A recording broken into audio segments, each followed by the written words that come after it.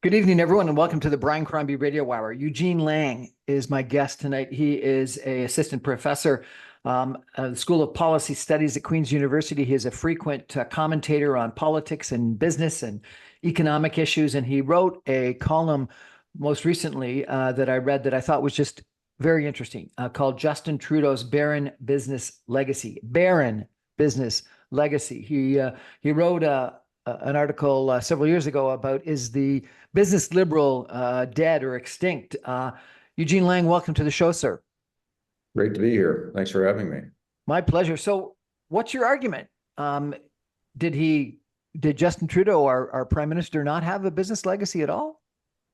Well, not much of one, not a pro-business legacy. My basic argument is if you look back over history, going back at least to the early post-war period, in most liberal governments, in fact, in all liberal governments, federal liberal governments up until Justin Trudeau's government, we had in the cabinet significant voices for the business community and the business interest. And they were referred to often as business liberals or blue liberals, or some see them as right-wing liberals. But you had these voices in these governments, whether we're talking about the Saint Laurent government in the 1950s. Famously, C.D. Howe was the chief sort of business voice back then. Even in the Pearson governments in the 1960s, you had people like Mitchell Sharp and Robert Winters and Edgar Benson. And then the Trudeau governments through the 1970s and 1980s, you had Donald MacDonald and various business-oriented liberals. And in the Chrétien government, you had this famously with Paul Martin, but other people like John Manley, long forgotten ministers like Doug Young, who had quite a lot of power in the early Chrétien governments, and so on. And these people tended to, they weren't shills for the business community. I don't want to give anybody that impression, but they brought a business perspective to often governments that tended to be naturally kind of left-leaning. And they brought a countervailing sort of force or a countervailing perspective to those governments to keep them more balanced, in my view, and more pragmatic, and infuse the conversation on some key issues with a business perspective. I have not seen any of that in Justin Trudeau's governments over the last 9 years. We have not seen those type of people emerge in his governments over the last 9 years. And for that reason, I think the business policy legacy of Mr. Trudeau's governments, if you will, is very thin. And that's sort of the argument that I was making in that Globe and Mail piece. We had a minister of finance that left a couple of years ago that wrote a book that said there was no growth, prosperity, productivity agenda within the federal liberal government or caucus. Do you think that's a fair criticism? Yeah, that's more that's a reflection. He's reflecting what I'm talking about here. Now, he was arguably a business liberal, a blue liberal, as they say. He came into politics after a long and relatively successful career, I guess, in business, and tried to bring that voice to the table. And you would think as finance minister, second most powerful person in any government, you would be able to effectively bring that voice to the table, but he didn't seem to be able to. And I think I haven't read his book, but I've read about it and I've seen him in interviews. And I think, he's reflecting the frustration he had in trying to bring, for example, a growth agenda forward. He had appointed something early on in the Trudeau government called the Finance Minister's Council on Economic Growth. It was an eminent persons panel or a blue ribbon panel that existed for a couple of years with senior business executives on it, some scholars, economists, and others. They issued a number of reports for the government advising on how to pursue a productivity, a growth agenda, a trade diversification agenda. There's some fairly thoughtful things in there. Most of it was ignored. And so that's another reflection of, business just wasn't a priority for hasn't been a priority for the Trudeau governments. Economic growth hasn't been a priority for the Trudeau governments. Economic policy hasn't been a priority. Fiscal policy prudent fiscal policy hasn't really been a priority for the Trudeau governments. And these are things that the business community typically cares about. Do you think that has harmed the Canadian economy? Well, it certainly hasn't helped it. I mean, I think Morneau and others have reflected on the fact that, there really hasn't been a serious effort taken in any of the budgets. There's been, 8 or 9 of them now under 2 different finance ministers or in any of the major commitments that they've made towards an agenda that recognizes the fact, for example, that we have anemic productivity growth in this country, and we have had for a long time, and it hasn't gotten any better since Mr. Trudeau's been in office. If anything, it's gotten worse. And this is a problem, and it should be a priority for the national government. And it really hasn't been a priority for Mr. Trudeau's governments. So what can government do to improve business productivity? Well, that's a very good question, and that is one of the things that this Finance Minister's Council on Economic Growth tried to focus on, certain policy areas that they thought might make a difference. I think the jury's really out on that. The reality is various governments over the last 30 years have tried, at least at the margins. Nobody's really put it at the center of their agenda, by the way, at the core of their agenda. But various governments at the margins have tried to improve productivity growth in the business sector. I think maybe the most significant thing that was done over the years, at least theoretically, is supposed to be important, were the corporate income tax cuts in the early 2000s that everybody forgets about. The corporate income tax cuts in the first 10, 15 years of the century were pretty radical by any standards federally. And they didn't really seem to have much impact on productivity growth in the end, where most people thought they probably would. So what you do about it is certainly a challenging question, but at least put the issue front and center, or at least have it as a significant part of your budgets and on your agenda. And I just don't think it's been there for the Trudeau government. And I think that's what Morneau was frustrated. One of the things he was frustrated about. So, one of the things that the Trudeau government points to is the center of excellency, centers of excellence, and the almost industrial policy kind of strategies with, energy out west and fisheries in Atlantic Canada and the high tech in Waterloo. That's not been successful? Well, it certainly hasn't been successful at the level of having any impact on macro level statistics. Maybe it's too early to tell. I'm not deeply informed about a lot of those initiatives. What I'm driving at is rather than focusing on specific sectors, which I don't think is necessarily a bad thing, and can have an impact if you pick your sectors correctly and your focus is correct and your interventions are correct. I'm not sure any of those things have happened under the Trudeau government, by the way. But what I'm talking about more generally is sort of a pro-business impulse at a much more economy-wide level. For example, competition policy. This is not something the Trudeau government has come to grips with very much. And we do have big sectors of our economy, as you know, that are shielded from foreign competition, that probably should be opened up. Governments have had a very hard time coming to grips with that over the years. A series of reports recommending that going back at least 25 years. That's just one example. More needs to be done probably on regulation. We know from business surveys of businesses that have been carried out by organizations such as the Business Council of Canada and have reported publicly, stating that their members identify regulation at all levels of government as the major impediment to investment and growth. Well, there's been no deregulation or really regulatory reform agenda pursued that I'm aware of by the Trudeau government. If anything, they've gone in the opposite direction. They've ignored that challenge to businesses. That's not just at the federal level, don't get me wrong, in terms of the regulation, but the federal government has its place in that. And on the tax side, they haven't done very much for business. So yes, they could focus on certain sectors with subsidies and other things, and they have done that.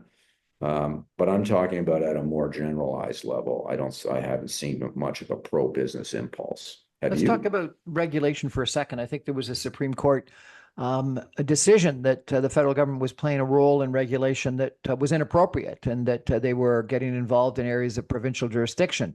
And that's been a criticism of numerous people, that the time period to get the environmental approvals for mines or other kinds of pipelines or other kinds of developments is incredibly long and difficult, and with tons of risk as to whether or not you're actually going to get approved, such that business investment doesn't take place. And yet the Supreme Court said to the federal government, you're involved in areas of provincial jurisdiction, and yet they still haven't sort of adhered to that Supreme Court decision. Isn't that the case? Yeah, I think you're right about that. Again, I'm not hugely informed on that specific issue. I know generally what you're talking about. Well, this government has had a tendency, not just in the business realm, but generally to get heavily involved in provincial jurisdiction. You can make a pretty strong argument that if you look at their policy record or legacy over the last 10 years, it's been pretty heavily emphasized on areas that you might argue are provincial jurisdiction, and some are clearly provincial jurisdiction. Now, partly that's a response, I guess, to what the public wants. Things like these new income security and social programs like dental care and pharmacare. These things are in provincial jurisdiction, but apparently they're popular. So that has been a generalized impulse, I think, of the Trudeau government to be involved in areas that are certainly at the fringes of federal jurisdiction, if not right into provincial jurisdiction. They're not the only government, by the way, that's done that over the decades, but they've certainly been in that sort of alignment. What was the response to your article? Did people agree with you? Well, of course, my experience in writing things is you often hear from people that agree with you, and you don't hear from the people that disagree with you. So it's hard to know. I did get a fair bit of response from people that thought that I was hitting a nail on the head there, especially people I think that had worked in previous Liberal governments where this balancing of the business interest and the kind of the social policy impulse that dominates Liberal governments often what was present. I heard from people like that, and I heard from others. So yeah, I think that the argument makes sense with some people for sure. You have to have a historical perspective, though, too, and not everybody has that. You have to have a bit of a historical perspective. You got to be old, in other words, to remember a different time. And some people will say those were terrible times. The business interest dominated the Liberal governments and caused all kinds of problems with the cuts to services in the 1990s when they're trying to get to grips with the deficit. And there's truth in that as well. What I'm really trying to say here is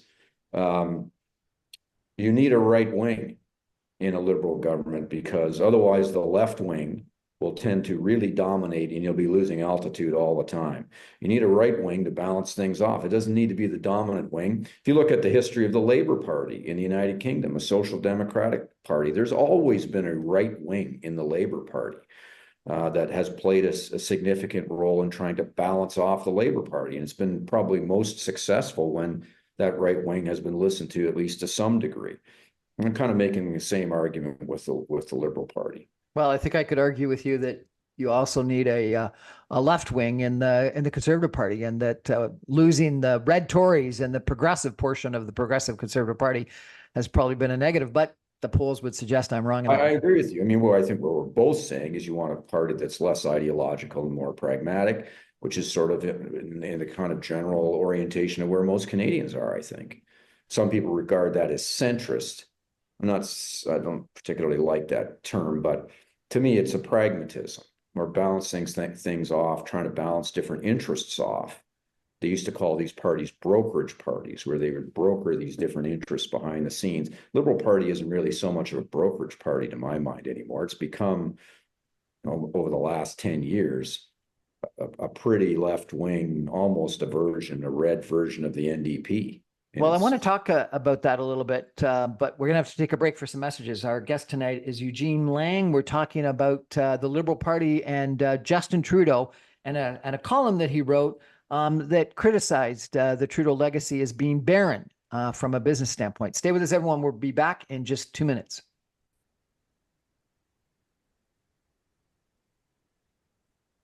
Welcome back, everyone, to the Brian Crombie Radio Hour. My guest tonight is Eugene Lang. He's an assistant professor at the School of Policy Studies at Queen's University. He's got really a very impressive background. He is a senior fellow at the Bill Graham Center for Contemporary International History. He was a fellow at the Canadian Global Affairs Institute, president of J.E. Lang Consulting, visiting fellow at the Glendon School of Public and International Affairs at Glendon campus.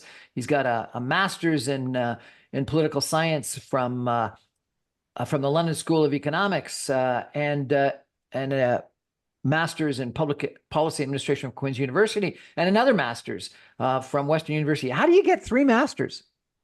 No, you're kind of, well, you do it when the economy is really bad and you can't get a job. That's what I did. I kept staying in school and just running through degrees. I don't advise people to do that, but that's what I did. I want to ask you how and why this happened. The lack of a business presence within the Canadian government, the Canadian Liberal cabinet. I think that the history.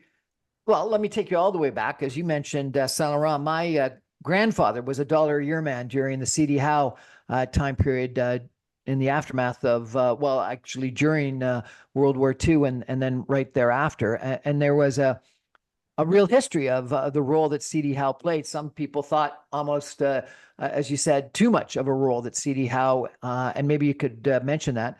But then, Pearson, as you mentioned, he went out and both had numerous different people from a business standpoint in the government in the 1960s, but then also went out and attracted people, and John Turner being one of the individuals that he tried to attract from Bay Street to the government. And then, probably the one that is most well known is the partnership between Chrétien, who was thought of as more centrist or left wing or progressive, and Paul Martin. And you talked about the 1990s. I think it was called the Canadian peso crisis at the time, where the Canadian currency was dive bombing, and people were thinking that the Canadian economy would follow what had happened disastrously in Mexico. And Jean Chrétien and Paul Martin really formed for a while an incredibly good partnership that really did restructure the Canadian fiscal situation. And while some people may have criticized what had happened, the Canadian dollar performed, the Canadian economy performed, and during some of the 1990s, near the end of the 1990s, we actually went from a deficit to a surplus. Tell me a little bit about that history and why you think we sort of forgot about it during the last leadership, the last 8 years of Justin Trudeau. Yeah, well, I was in that government all the way through, so my perspective on it is colored by that experience. Some might say I'm biased, in other words, but what I witnessed was, first of all, the Liberal government, when it got elected in 1993, their top priority was not to deal with the deficit. It was way down the priority list. But when they came into office in 1993, 1994, the pressure on the government ramped up internationally and otherwise. You might remember there was a famous article in the Wall Street Journal at the time that called out Canada as a honorary member of the third world, I think was the phrase they used. We were starting to be regarded as a so-called banana republic in terms of our management of public finances. At the time, 35 cents of every tax dollar was going to pay interest on the debt. Just by contrast, today it's 11 cents. And it was unsustainable. And so a government that hadn't got elected on dealing with that problem was forced to deal with it. They had a majority government and they had a handful of ministers that were very attuned to these types of issues. Again, the sort of business liberals, people like Paul Martin, who was the finance minister, John Manley, who was the industry minister, Roy McLaren, who I think at that time was the trade minister, people like Doug Young, who was the transport minister, all kind of from a business background, or they had been lawyers that had worked on Bay Street, like you say, and had a lot of business interests and clients. And the government was able to tackle it, but there were real fights in that government over that. By the way, I don't necessarily agree Mr. Chrétien was on the left. I think he's been very kind of slippery in that sense. I mean, I've always seen him as sort of dead in the center. And he backed Mr. Martin all the way. There's no way Paul Martin could have done what he did in the 90s without Mr. Chrétien 100% behind him, backing him through that. If the finance minister doesn't have that support from the prime minister, you can't make those tough decisions. And apparently that was the case with Bill Morneau. He didn't have the kind of support he needed from the prime minister to take the kinds of tough decisions he wanted to do. And it seems like that kind of played out the last few weeks with Trudeau and Freeland as well. So that partnership, it really does have to be a partnership. It was in the 90s. They cleaned up a big fiscal problem that existed, had been building for a quarter century. And it is one of the successes of the Chrétien government, in my view. But There was a lot of carnage along the way. Don't get me wrong. There was a lot of damage done. There were some bad decisions made, but the overall direction was correct in my view, and there was really no choice.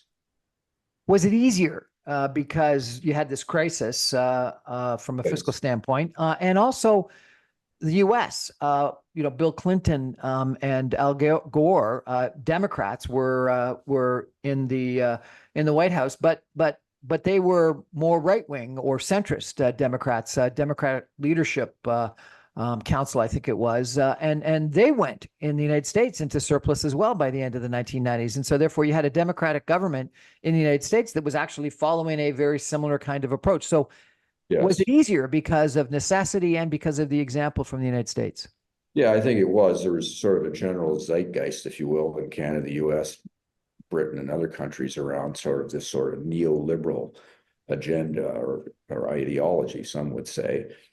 So when you had sort of centrist or even left-wing governments, they tended to be more dominated by the right wing within those governments.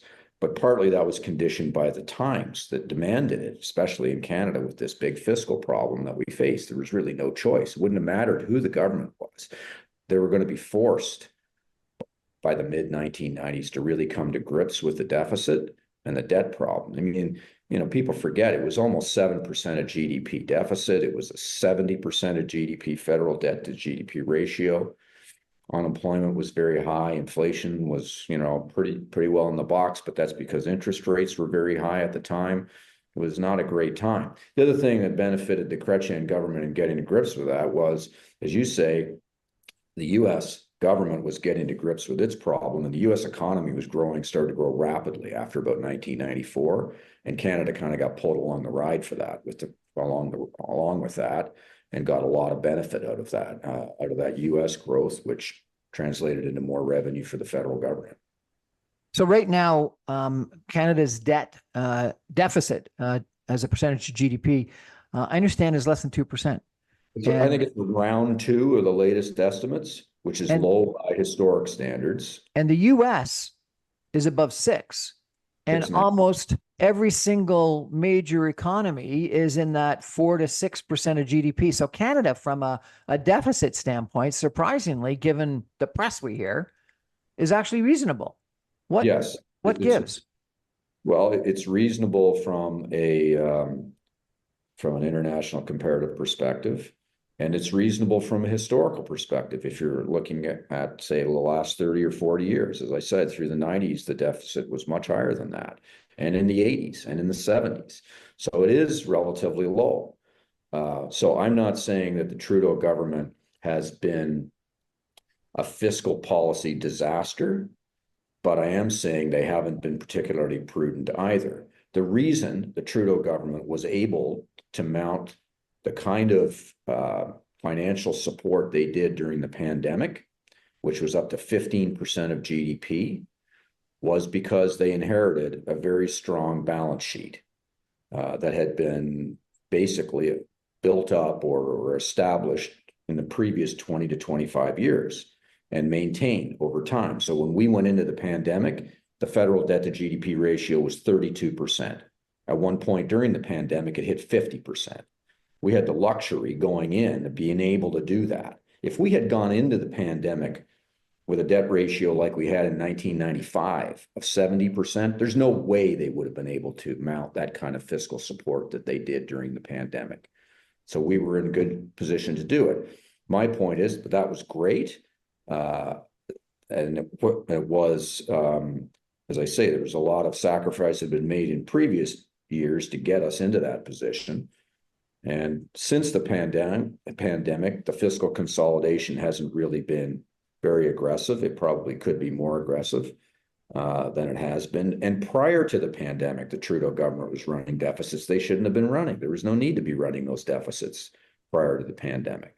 So I'm not condemning their fiscal record, but it hasn't been particularly prudent on either side of the pandemic. And the only reason they were able to do what they did during the pandemic was because they inherited a very enviable fiscal position from previous governments. So your argument is that there's no longer business liberals in the Canadian government, at least in the cabinet. We did have Bill Marneau. Why did that happen? You've been a student of government for a long time. You've been very involved in government. What is it? Is it the minority government situation such that the NDP was calling the shots? Was it a leader-oriented government where other people couldn't play a more senior role? Is it something about the character of the prime minister? What's your assessment? Well, I think it all flows from the top. The prime minister decides on who's in their cabinet. Prime minister typically, or the leader of the parties, decides who to recruit to run for them and who they want in senior positions. And it seems to me that from the beginning of the Trudeau government, they just didn't place much of an emphasis on wanting the business voice around the table. Now, they did have Morneau in finance, but it's one thing to have someone there. It's another thing to listen to them. And it sounds like if you listen to him, they didn't listen to him. And I think the evidence is fairly clear they didn't really listen to him. And there were a few others around in the early days, people like Scott Bryson, who had been a progressive conservative, as you know, and then was a minister in the short-lived Martin government, and it was seen to be a business liberal. And he was marginalized during the Trudeau government in the first mandate. He was over in the Treasury Board portfolio where you can't really do very much in terms of a pro-business agenda over there. So there were a handful of these people, but they really weren't elevated and listened to. Why that's the case? Well, as I say, it comes from the prime minister and his people not particularly valuing that voice, I guess. I don't know how else to explain it, because it is an anomaly if you look back historically, as I say, over Liberal governments going all the way back at least to the Second World War, that we didn't have that what I would call a countervailing force in the cabinet around that's able to balance off an impulse that's maybe heavily on the kind of left side of the Liberal Party. I've spoken to a couple of former members of parliament, Dennis Mills, Dan McTeague, et cetera. And their comments are something, and I'm paraphrasing here, but something along the lines of, I haven't left the party left me. Yeah. Do you think that's fair? Yep. I've heard that from various people. I think maybe I could even put myself in that camp. Not that I'm a partisan liberal, but I did work in liberal governments for a long time. And I think I've heard that. I've heard people say that over the last 10 years, many people. I think it's a big risk and a big concern. And I'd use the Ontario government as an example, if I could. I thought that Dalton McGuinty's government was of the center and had the Institute for Prosperity and Competitiveness that was commissioned by the provincial government, funded by the provincial government, and led by a gentleman that was from Harvard and a major consulting company that joined the Rotman School of Business. But then Kathleen Wynne took over, and a lot of people think the last budget that she came out with as premier of the province and as leader of the Liberal Party was one of the most left-wing budgets in history, and that government at the time, with the loss of Sandra Pupatella and some other people in that government, had lost its business voice as well. Do you think that's fair? Probably. I mean, I'm trying to remember that government, in all its sophistication and detail, and I don't remember all the players that well. But it was my impression at the time. My impression corresponds with your recollection of the character of that government. There's a tendency in liberal governments to focus heavily on what I would call redistribution. There is a strong impulse, whether it's certainly in federal liberal governments and in provincial liberal governments, I think even in Ontario and some other provinces, and oftentimes a blind spot when it comes to the issue of economic growth and economic performance generally, and sometimes in terms of fiscal policy. That blind spot can be dealt with or helped around if you have a handful of senior ministers. They don't have to be dominating the government. It doesn't have to be a government run by business people. I'm not suggesting that, but I am suggesting you need a handful of people in the key portfolios that have a background in the private sector would help, that have an orientation towards economic policy and fiscal policy, and maybe less towards the redistribution side, to provide a balanced perspective when they have these cabinet discussions on what they should do and on what the agenda should be. And I have not seen that balance in the Trudeau government. And I think you're probably right, that balance was also lacking to a degree in the Wynne government. I would say maybe even in the McGuinty government as well. But we have definitely not seen that in the Trudeau government. Some people are fine with that. Some people like this. They think the Liberal Party is a left-wing party and should be a left-wing party. There are many people that think that and that want that. I'm not one of them. We're chatting tonight with Eugene Lang about the Liberal Party, the Liberal government of Prime Minister Justin Trudeau, and was it barren from a business representation standpoint, was the topic of his most recent column in the Globe and Mail. We're going to take a break, and I'm going to ask Professor Lang about the future, because I think that's really interesting and a discussion that we need to have. Stay with us, everyone. Back in 2 minutes.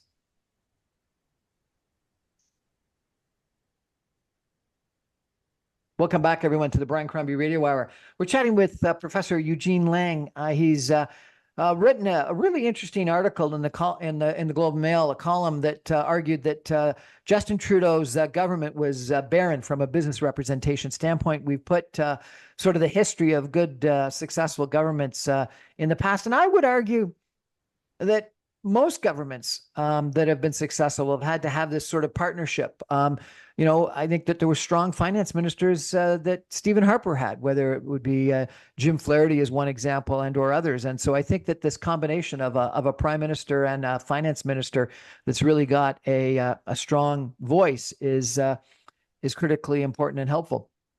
I worry, Professor, that we're starting to think about our current political situation sort of from a last year standpoint rather than from a future standpoint. And, the parliament's going to be called back in March. We're probably going to be in an election in the spring. I really worry that the world's going to be dramatically different in 2 months' time. I think that we could be in the middle of a trade war. Maybe not 25% tariffs has been threatened, but maybe 10, 15% tariffs. I think that we may be in a crisis from a fiscal standpoint because of that trade war, because of a negative impact on the Canadian economy and on the Canadian dollar. So we may be in a recession. We're probably in a recession now from a per capita standpoint, and I think we'll be in an absolute recession in the future. And I think we could have a migrant crisis as people are trying to escape deportation threats in the United States and come to Canada. So we could have a really difficult financial, economic, fiscal situation in a couple of months. What do we need? Not the person, but what skills do we need in government in a few months' time, do you think? Well, first of all, we need adults. And in my own personal opinion, we have been lacking adults in the room in the federal government over the last number of years. We need serious people that have gravitas, that have real leadership skills, that are not dictated to and follow the orders of people out of the prime minister's office on each and every file. You need strong ministers. You need a government with a handful of strong ministers. You need a collective responsibility and a collective government, not a one-man government, not a one-man band. That's one of the things I think we need, and I don't really think we've had that in recent years. But my main point is, I think you're right. We're going into very choppy, uncharted waters. We don't know where we're going to be in 6 months. All of the things you mentioned about the environment that we're in, I would agree with. But I would also add to that an international security environment that's very unpredictable as well. We don't know what's going to happen in Europe and the Middle East. We don't know really how the Trump administration is going to deal with those conflicts. So you add that on top of it all. It's very uncertain times. And in uncertain times, you want a steady hand in Ottawa. You want a pragmatic hand in Ottawa. You want smart people that are experienced, that are pragmatic, that are balanced, that are tough, that have a certain degree of wisdom. And wisdom, I hate to say it, my own view only comes with age. You need adults in the room. And I think we've suffered that in recent years. Whether we're going to get that, I don't know. I hope so. Pierre Poilievre, the leader of the Conservative Party, is way ahead in the public opinion polls right now and has done a good job of criticizing some of the policies of the past, the carbon tax, inflation, etc. But are those the skills that we need in this kind of a situation that we're going to be faced in a couple of months? Well, Mr. Poilievre to me is a bit of a mystery, as opposition leaders often are. We certainly know he's a very effective attack dog opposition politician. What we don't know is whether he can transfer or translate into an effective decision maker and prime minister. Now, we do have in this country a history of opposition leaders that were very effective attack dogs like him, not like him, but they were very effective opposition leaders in opposing. That's what the opposition does. Yeah, the opposition's job is to oppose. He's very effective at opposing. We have a long history of opposition leaders, federally and provincially, that are effective at opposing. Some turn out to be good prime ministers, decision makers. Others do not. I'm not at the point where I'm willing to pass a judgment on how I think Mr. Poilievre would conduct himself as prime minister. I do think it would again depend on who he puts around him. Who does he recruit to run for the Conservative Party? Because if they're going to form a majority government, they're going to have to win more seats than they have now. They're going to have new candidates. They're going to have new MPs. What kind of a cabinet is he going to put together? To what degree is he going to empower those ministers to have power bases of their own? When I think back to Mr. Harper's cabinet, first cabinet, you'll recall, the Conservatives have been out of power. Well, that particular variant of Conservative had never been in power, but the Conservatives have been out of power for, what was it, about 15 years at that point. He brought in put some of his senior ministers in who had been ministers in provincial governments, people like Jim Flaherty, as you mentioned, people like John Baird and Tony Clement. There was 3 or 4 of them anyway. Poilievre might do something like that. He might recruit some people that were serious and accomplished and competent provincial ministers into his cabinet. I don't know. I don't have any intelligence on it, but I'm willing to give him the benefit of the doubt. Put it that way. A lot of people aren't willing to give him the benefit of the doubt, but I'm hopeful that maybe it will be a serious government and a serious cabinet. Mark Carney appears. Sorry, and go ahead. Our cabinet. We haven't had cabinet government in this country for years. It's been run out of the prime minister's office, all under Trudeau from beginning to end. We need to get back to a system where ministers have real authority to do things on their own without clearing everything through the prime minister's office. Mark Carney has been talked about, rumored that he's going to enter the Liberal leadership race.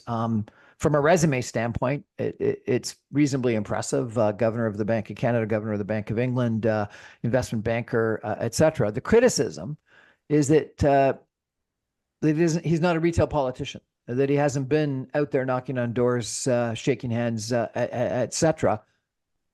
And that may cost him the Liberal leadership, and that may cost him the election. But is that a skill you actually need in the situation we're probably faced with? Well, I would say that Mr. Carney is probably the most accomplished technocrat of his generation, first of all. And I don't mean just in Canada, I mean international. You can't name anyone in history who's been the governor of 2 G7 central banks. That's pretty impressive. He also had a very impressive private sector career before he went into government and central banking, and he's got a very impressive private sector career now. So from a competency standpoint, at least in terms of technocratic competence and business understanding, he gets an A+, in my view, I think in most people's view. We don't know whether Mr. Carney would be an effective politician. We simply don't know because he's never been one. Now, governors of central banks have a public profile. That's true. And they have to be able to communicate, as you know, clearly and precisely, or they can have a very negative impact on all kinds of things in the economy, including the currency. And he seems to have done that very effectively over the years, both in Canada and in the UK. Whether he will be an effective politician is anybody's guess, because it's not the same thing. So I don't know. People around him that know him well apparently think he will be. I noticed that Catherine McKenna, the former Minister of the Environment in Trudeau's first government and second mandate too, I guess, who I know, has endorsed him. And Catherine was a pretty effective, as you say, retail politician. She certainly knocked on a lot of doors in Ottawa Centre, where I lived, over the years. And she obviously thinks Mr. Carney will be effective at that. I don't know. But I do agree with you. As a politician, you have to be able to do politics. I mean, we do not elect technocrats that are just technocrats as prime ministers in this country. We have never done that. There's some European countries that have done that. The Italians have done that from time to time. People like Romano Prodi and even the French have done that.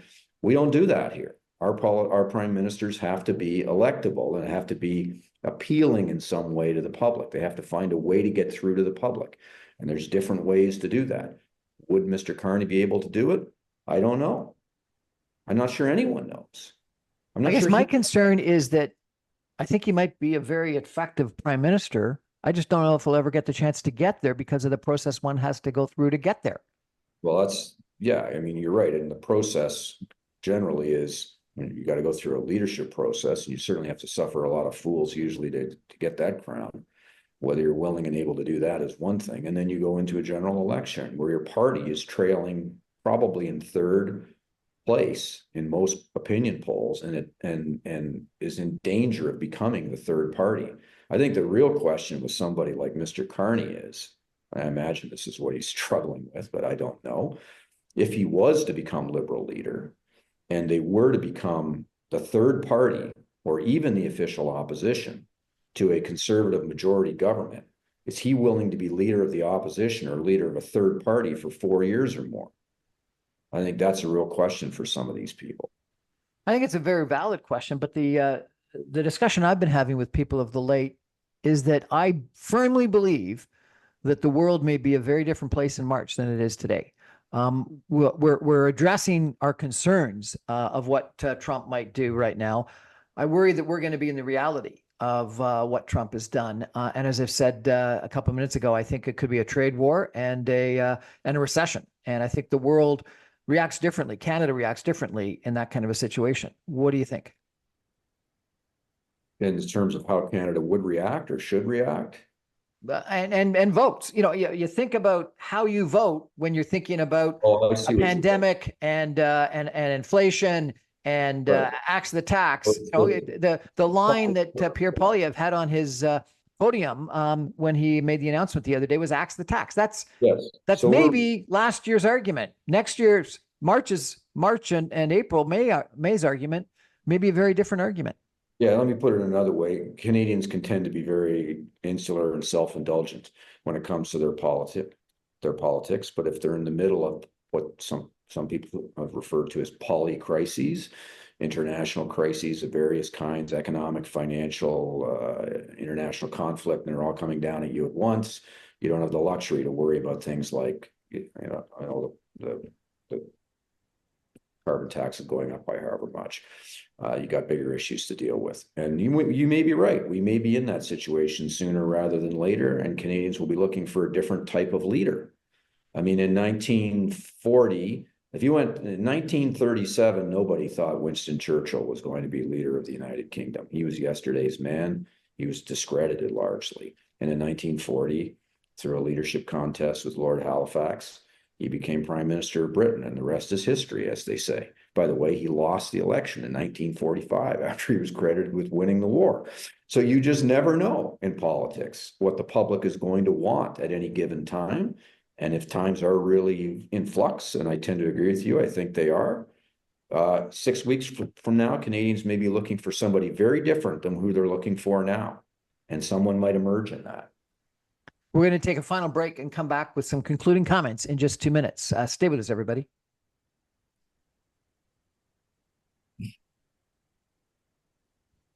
Welcome back, everyone, to the Brian Crombie Radio Hour. My guest tonight is Eugene Lang. He's a columnist. He's an author. He's a former politically active civil servant, and he's an assistant professor in the School of Continuing Studies right now, a political science expert. Sir, you've also written about what's going to happen from a trade standpoint and trade policy and these threatened tariffs. What do you think is going to happen? Or more importantly, what do you think we need to do in Canada to prepare for what might happen? Well, let me take the first part first, because it's the easier part. I think we are going to face tariffs. I wrote something on the Globe on this back in December.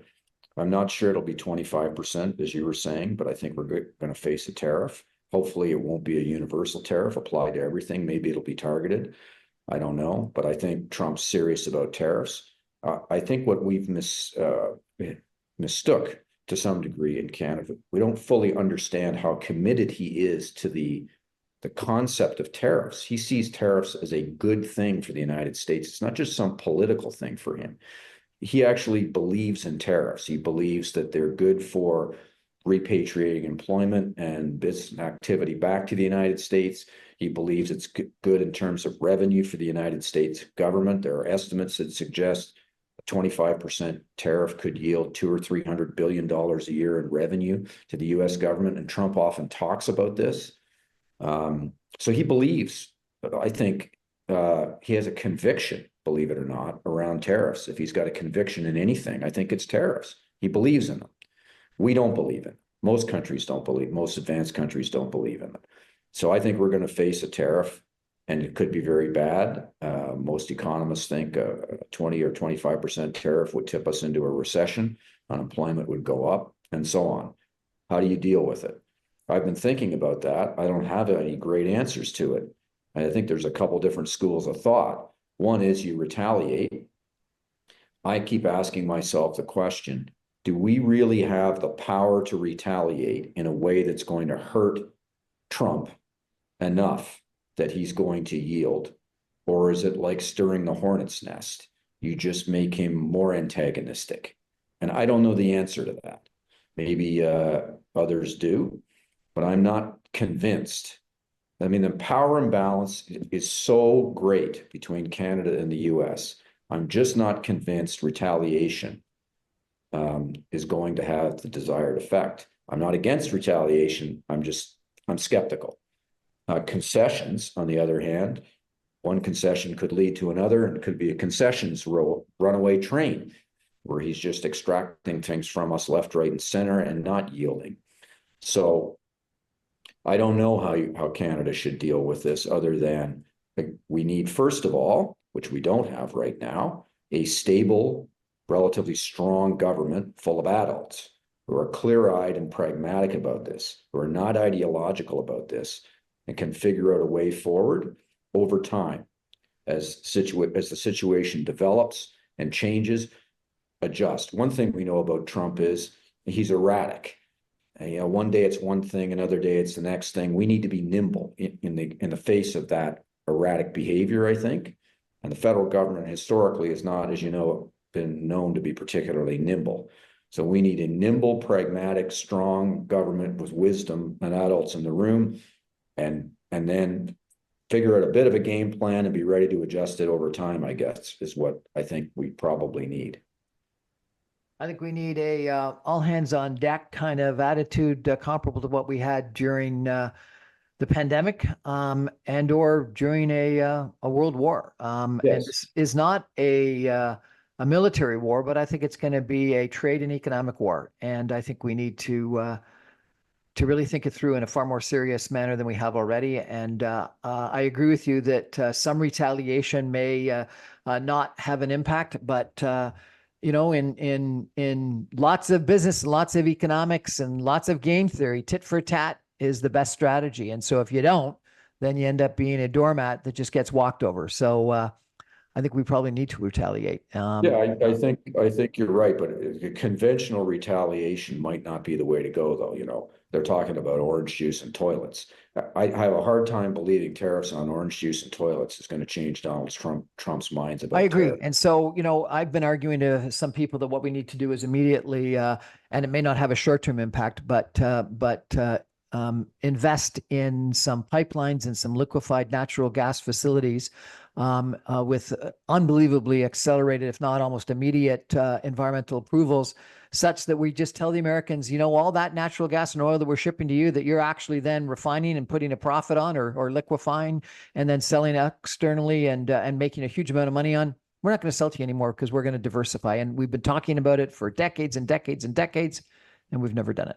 Yeah, we should, yeah, decades ago, refining that stuff ourselves. Absolutely.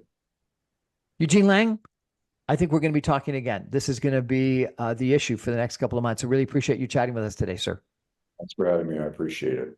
That's our show for tonight, everybody. I remind you, I'm on every Monday through Friday at 6 o'clock on 960 AM. You can stream me online at www.saga960am.ca. All my podcasts and videos, as soon as the radio show goes to air, get posted on social media, LinkedIn and YouTube. briancrombie.com is my website. Good night, everybody.